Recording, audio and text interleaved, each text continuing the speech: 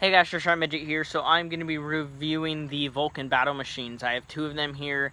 The one right here is the Mod EC. This is more of a CQB version. And then we have like a full-length version. It's the TCC. So both of these are made by Valkin, but they're OEM SRC internals. So as far as SRC is okay. You know, it's a Chinese brand. There's a few flaws with these guns, and I will mention them. But, you know, these are budget guns, so if you're on a budget, this would be a nice gun for you to get, you know, started if you're interested in M4. You know, you can get other guns for cheaper, like AKs. Generally, you can find some Simon AKs for, like, $130, and they're completely metal, like the metal bodies, for $130, and that's a great price. So both of these are going to run plastic bodies. So I'm just going to, I think they come with the same stocks. This is a different stock. This is a generic crane stock. I don't think that's what came with this. I think both of them come with these type. So as far as these type of batteries, or stocks, crane stocks, they're nice. I mean, I like the look of them. It's a little different. It's got the holes there so you can actually see if there's a battery in there. I have a 9.6 in this one. It is wired to Tamiya, and it does come with a Tamiya to Tamiya adapter with a fuse. So I took those out because those are just, it's resistance. You don't need that. There's no MOSFET in there, so there's no reason to have the fuse. I just think that's pointless. Tokyo Murray designed it so you couldn't use really high voltage batteries, because those were designed to use 8.4s, 7.2s, and maybe 9.6s. Those came along later. So, nice crane stock. It's plastic, metal buffer tube. This pistol grip here is super duper thin. Like, this feels like a gas blowback pistol grip or a real one. It is incredibly thin, and I actually like the feel of it. Although it is tan. If it was black, I would have taken it off and put on one of my guns, like my Elite Force one. It feels really nice. Plastic body, Valkin body, upper and lower, standard like charging handle, dust cover on this side, fake bolt catch, metal mag catch, metal selector switch, safe semi-full auto. The screws, the pins actually have screws, so they're basically on there for good. You can take them off, you can unscrew it and pull the pin out and take the upper off, but if you do that, you're going to have an Allen wrench with you. The hop-up units. The hop-up unit's one of the flaws. It is a metal hop-up unit, as you can see in there, but it does not provide enough hop. And with this specific model, when you put it on all the way hop, it shoots nice, and then the wheel turns itself down. So I actually glued the wheel all the way up, so with a 0.2, it shoots really good out for outdoors. Indoors, you can use a 2.5. It's kind of a Magpul-esque handguard here. You know what I mean. It's kind of like a triangle, kind of. Definitely Magpul-like, which is cool. I really like that. If this was black, I'd probably keep it.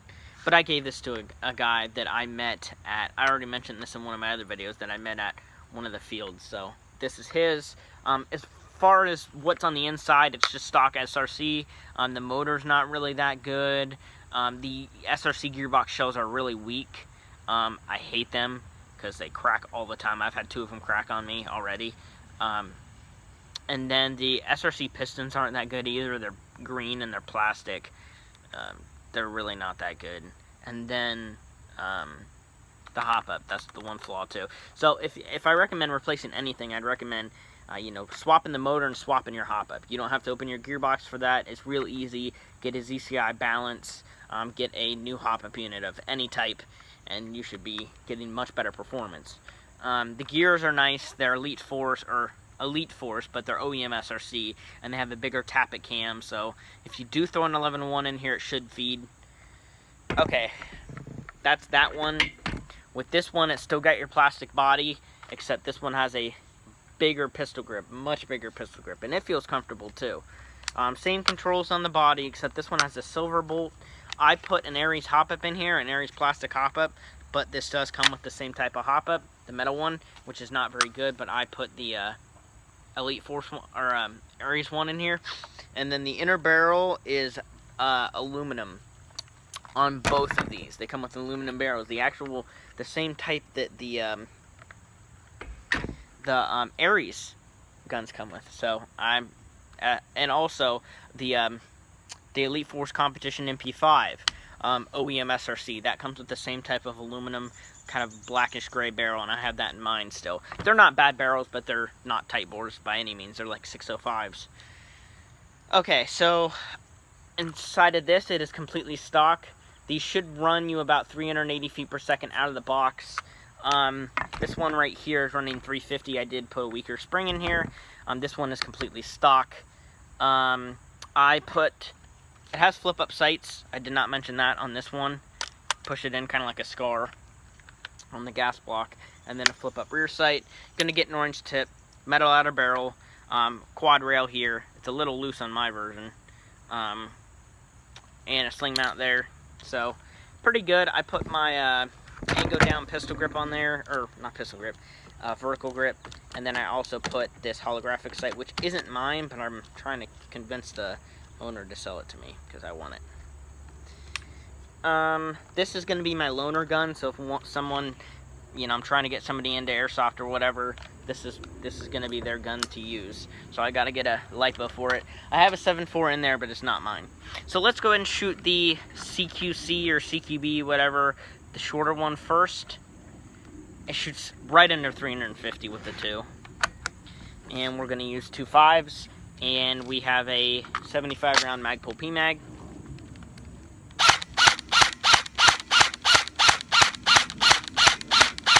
Well, that's actually pretty good. It's a little under-hopped, but it's very consistent. Let's try full auto.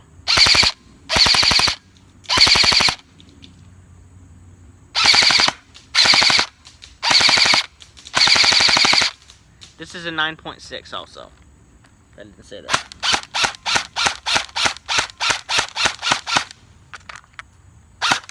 Okay, so it's out of ammo. So as far as performance, it's not bad.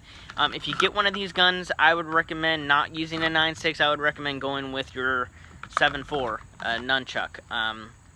Would fit perfectly inside of this. And no, you don't need a MOSFET with a 7.4 LiPo. So if you get one of these out of the box, it'll take a 7.4. In fact, this is the one that I'd recommend.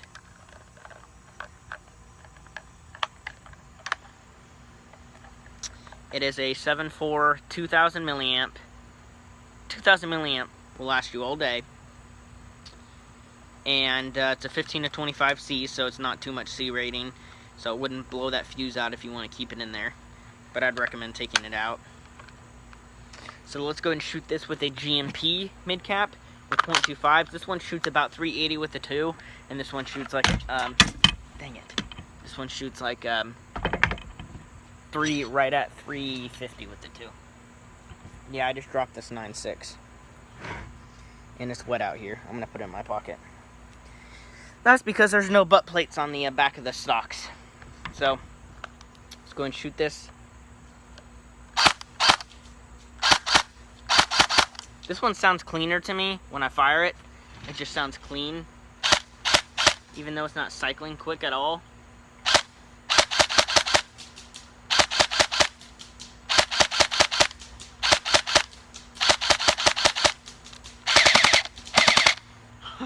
The rate of fire on this thing, and it doesn't seem to want to feed very well. The rate of fire is awful, but go and turn my hop up because I'd probably rather use 2 5s than this, which these are 2 5s. Alright, there, topping 2 5s real nice. Yeah, I mean, like, these are .25s, and I just swapped the hop up. That's all. Same bucking, same barrel as the SRC. Just a new Ares hop up, and it's shooting a good 200 feet with 2 5s, and it's fairly consistent.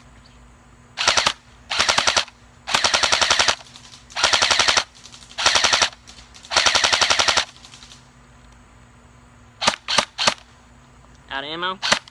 Must be. Yep, out of ammo. Alright, so that is that. See, need to put tape on here. That is that. Do I recommend them? I do. I think they retail a little bit more than, say, like one of the Elite Force guns. One of the Elite Force M4s with, I think Bud just hit me in the face. One of the Elite Force M4s, I think they're like 160, come with 2 mags, 2 high caps, so those might be your better option.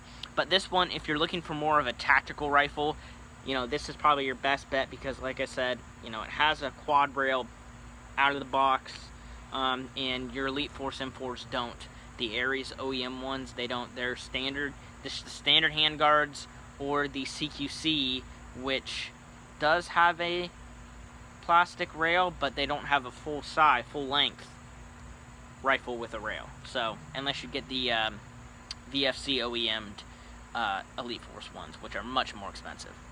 So if you're looking for your full size 14.5 inch rifle and you want it to look tactical, you know, be like a, you know, have a quad rail, your best bet is to go with this.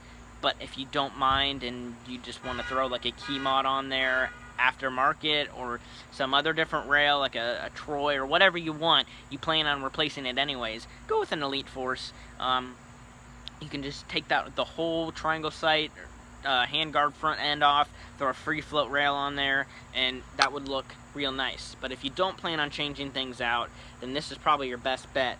But again, the internals on this are not going to be as good. Your Ares hop-up's much better than this SRC hop-up. So as far as getting one of the Elite Force OEM Ares ones, you're going to get a better hop-up like this one. And the Ares motors are also better than the SRC. But you can spend $30 on a ZCI motor, put it in here, and anybody should be able to change motors. It's just 2 screws, pull it out, put a new one in, and connect the motor tabs, put the screws back in, and you're done. And then adjust motor height. So, if you have any questions, comment below. Hope you enjoyed this video, and I will see you guys later.